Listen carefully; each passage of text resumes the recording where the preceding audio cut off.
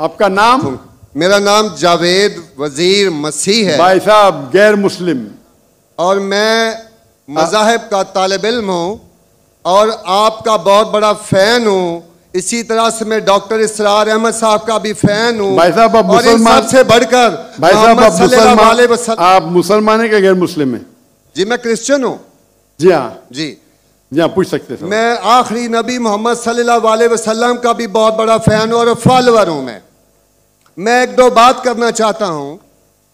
अगर हम सूरत मायदा में पढ़ते हैं तो उसमें जिक्र हुआ है कि जो नसारा है, जो मसीह हैं, ये ईमान में आपके बहुत करीब हैं। फिर उसके बाद मैं जिक्र करना चाहता हूँ, जब आप पे बुरा वक्त आया, तौबा माजरत के साथ मैं लफ्ज़ लेता हूँ, तो आपको एक मसीह बादशाह ने पनाह दी।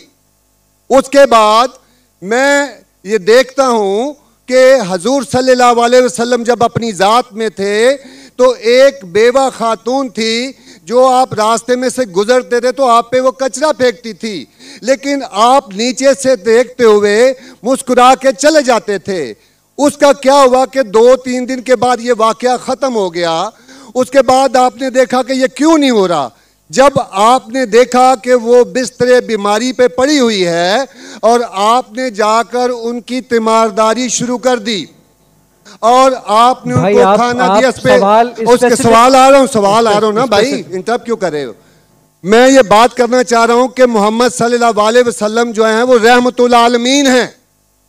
वो जब बेवा ने देखा कि जिन्होंने मुझे भड़काया था वो तो कोई अब उनका पुरसाने हाल नहीं है, लेकिन हजूर सल्लल्लाहु अलैहि वसल्लम नबी कौनो मकान आखिरी नबी जो है सरवर कायनात रहमतुल आलमीन हैं, वो उनकी तीमारदारी करते हैं। वो आपके इस अमल को देखकर बशर्फ इस्लाम हो गई।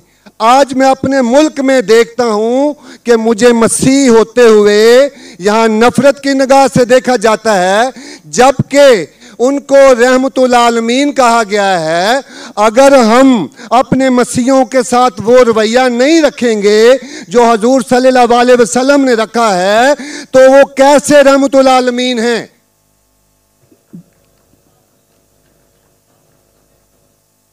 जी बहुत शुक्रिया आपके सवाल का। आखिरी अल्फाज जरा।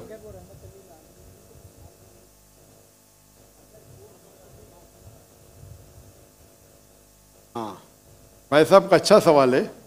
उनका नाम जावेद मसीह है और उन्हें मिसाल दी कि मोहम्मद सल्लल्लाहु अलैहि वसल्लम जब साहबा ने हिजरत की तो अबिसीनिया के बादशाह ने उन्हें पनाह दी और जिक्र किया एक औरत जो कचरा फेंकती थी, और वो कह रहे कि आज इस मुल्क में मुसलमान उनको नफ़रत की नज़र से देखते, अपने अल्फाज इस्तेमाल की नफ़रत की निगाह से देखते हैं।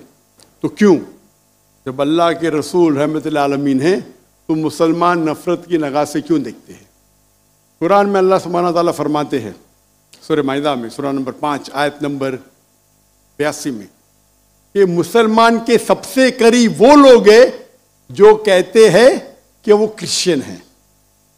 ये कुरान की आयत है कि मुस्लिम से सबसे करीब वो लोग हैं जो लोग कहते हैं मैं नसारा हूं, आई एम अ क्रिश्चियन।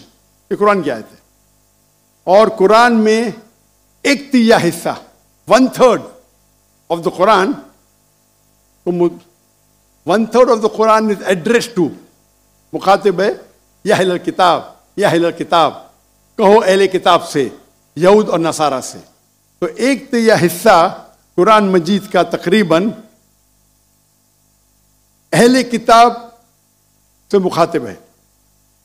और आपका सवाल कि अल्लाह के रसूल रहमतुल आलमीन बेशक है, कुरान की आयत है सूरह अंबिया सूरह नंबर 21 आयत नंबर 107, वमा अरसलनाका इल्ला रहमतुल आलमीन, कि मोहम्मद सल्लल्लाहु अलैहि वसल्लम अल्लाह ने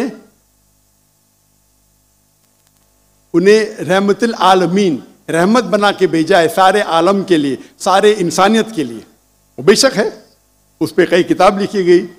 अगर आपको मुसलमान नफरत से देखते हैं उसकी वजह जानना जरूरी है। मुसलमान तो दूसरे मुसलमान को नफरत से भी देखते,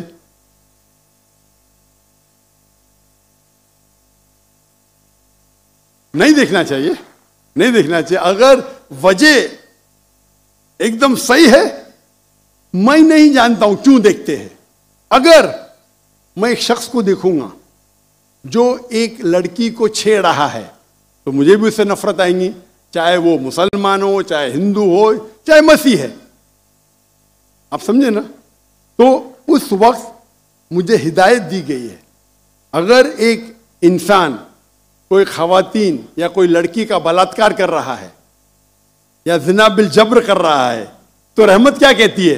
अरे रहमतुल आलमीन, क्या बोलेंगे? सलाम अलैकुम बोलेंगे आप उसको? क्या कहेंगे? अगर आप बलात्कार देख रहे, ज़िना बिल जब्र हो रहा है, आप क्या कहेंगे? मैं मुसलमान हूं, अस्सलाम वालेकुम। अल्लाह के रसूल की हदीस है, अगर कोई बुरा चीज देखते हैं तो हाथ से रोको, हाथ से नहीं रोक सकते तो जबान से रोको, जबान से नहीं रोक सकते तो दिल में कोसो। ये मिसाल दे रहा हूं मैं नहीं कहता हूं कि आप बुरे इंसान हैं, मैं नहीं कहता हूं कि आप गलत काम कह रहे, लेकिन अगर कोई मुसलमान, मैं आपको नफरत की नजर से देख रहा हूं, जावेद भाई मैं आपसे मोहब्बत करता हूं,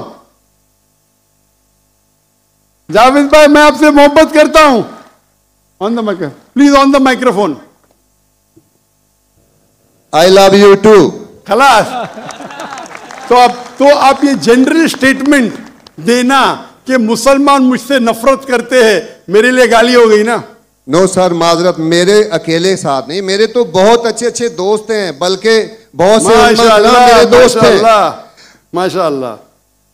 इज्तिमाई तौर पे कोई एक आदमी गलती करता है तो हमारे चर्चेस के ऊपर चढ़ाई हो जाती है, हमारे सामने हमारे ईमान की धज्जियां उड़ाई जारी होती हैं और हम खामोशी से एक गिद्दड़ की तरह खड़े होकर देख रहे होते हैं, क्योंकि हमें यह नहीं सिखाया गया है। मैं इज्तिमाई बात कर रहा हूं। अभी पिछले दिनों ये पूरा जो है पूरा है। भाई साहब ये सवाल जवाब का सेशन है, तकरीर का सेशन नहीं है। तकरीर के सेशन के लिए आप एक हॉल हायर कर सकते हैं। आपका सवाल आपने पूछे, मैं जवाब दिया। अगर कोई शख्स बिना वजह आपसे नफरत करता है तो गलत है। और कुरान की तो आयत है, जितने भी गैर मुसलमान है सबसे करीब है जो नसारा है। अगर आप कुछ गलत काम किए और कोई नफरत करता है, वो भी कुरान की आयत है। कुरान की आयत है सूरा नंबर 41 आयत नंबर 34 सूरह फुसिलत चैप्टर 41 वर्स 34। अगर कोई आपके साथ बुरा बर्ताव करता है उसका बदला अच्छाई से दो। जावेद भाई मैं आपसे बात कर रहा हूं, अगर कोई आपसे बुरा बर्ताव करता है तो कुरान फरमाते, अल्लाह ताला फरमाते, उनसे अच्छा बर्ताव करो। आपको क्या पता कि आपका दुश्मन आपका दोस्त बन जाएगा। ये कुरान की आयत है, सूरह फुसिलत सूरा नंबर 41 आयत नंबर 64। तो अगर कोई मुसलमान कुरान पे अमल नहीं करता है तो वो नॉन प्रैक्टिसिंग मुस्लिम होगा। मतलब हर मुसलमान तो मैं नहीं कह सकता अच्छा है। और अगर कोई एक शख्स कोई गलती करता है, आप जैसा कहे कि पूरे कौम पे चढ़ाव करना बिल्कुल गलत है, इस्लाम में भी नहीं है। अगर कोई एक शख्स गलती करता है और वो सजा का हकदार है, उसको सजा मिलना चाहिए। उसका मतलब नहीं पूरी कौम।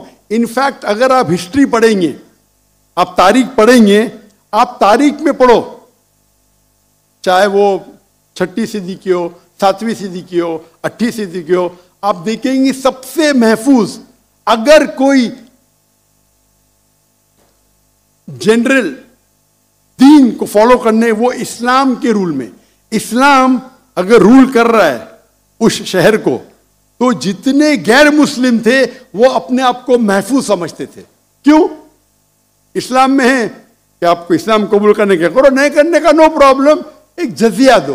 ये जजिया कुछ बड़ी अमाउंट नहीं, आपके इनकम टैक्स से बहुत कम है। जजिया मतलब आप मानते हैं कि ठीक है आपको इस्लाम नहीं कबूल करने का, लेकिन मैं आपके अंदर पनाह चाहता हूं। तो जिजिया टैक्स आप देते, आप कबूल करते, और जब जिजिया टैक्स देते आपको प्रोटेक्शन मिलता है। इस्लाम में कहते हैं दिम्मी। और आप अगर इस्लामिक शरिया रूल के अंदर गैर मुस्लिम हैं तो मुसलमान मुल्क का फर्ज है कि आपको महफूज रखे, आपको कोई छू नहीं सकता है। और अगर जंग होता है तो आपको लड़ने की भी जरूरत नहीं, बाकी सब मुसलमान को लड़ने पड़ेगा। और जिजिया बहुत कम है, इनकम टैक्स का तो स्मॉल परसेंटेज है।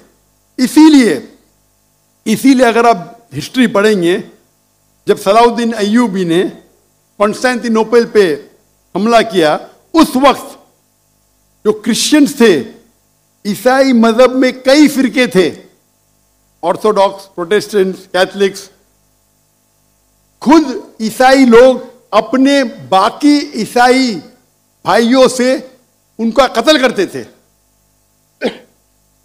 और जब इन लोग ने कॉन्कर किया कॉन्स्टेंटिनोपल को, तो मुसलमानों पे जुल्म किया। तो जब सलाउद्दीन अय्यूबी ने कॉन्कर किया, तो ईसाई लोग डर गए कि अभी तो हम लोग की मौत आ गई।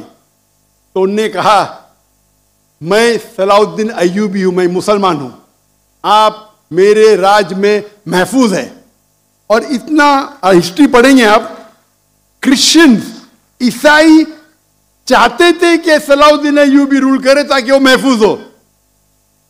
तो अब हिस्ट्री पढ़िए। आज मुसलमान को देख के दीन को मत समझिए, कुरान को पढ़िए, हदीस को पढ़िए। और इसमें आप देखेंगे कि कुरान के अंदर किस तरीके से इज्जत दी है गैर मुसलमानों को। दावत दो, कबूल करते अच्छी बात है, नहीं कबूल करती किस पे जोर जबरदस्ती नहीं।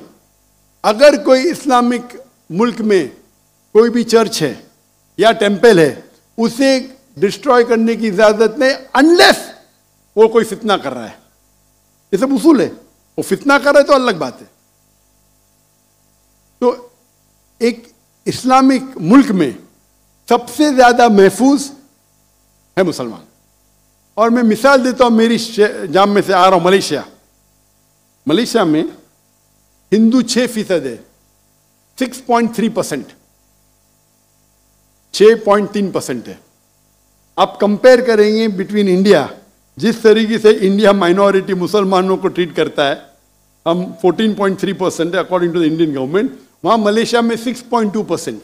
लेकिन जिस तरीके से मलेशिया हिंदू लोग को ट्रीट करता है, इतने अच्छे तरीके से, इतने उनको राइट्स दिए, ये एक मिसाल है। मैं पाकिस्तान के बारे में कह नहीं सकता हूं क्योंकि रहता नहीं हूं। मैं नहीं कहता हूं पाकिस्तान अच्छा सुलूक करता है, नहीं अच्छा सुलूक करता हूं, मुझे हक नहीं बोलने का क्योंकि मैं जानता नहीं हूं। लेकिन मलेशिया में जहां रहता हूं मैं जानता हूं, इतने राइट्स है उनके पास, इतने हुकूक दिए गए। तो इस्लाम के अंदर गैर मुसलमान महफूज है।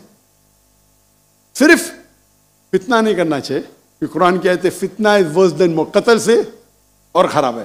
तो अगर आप फॉलो करते जो उस इस्लामिक मुल्क का कानून है, तो गैर मुस्लिम, सिर्फ गैर मुस्लिम होने की वजह से उन्हें कोई भी अटैक नहीं कर सकता है, और करता है तो गलत है। Hope that answers the question.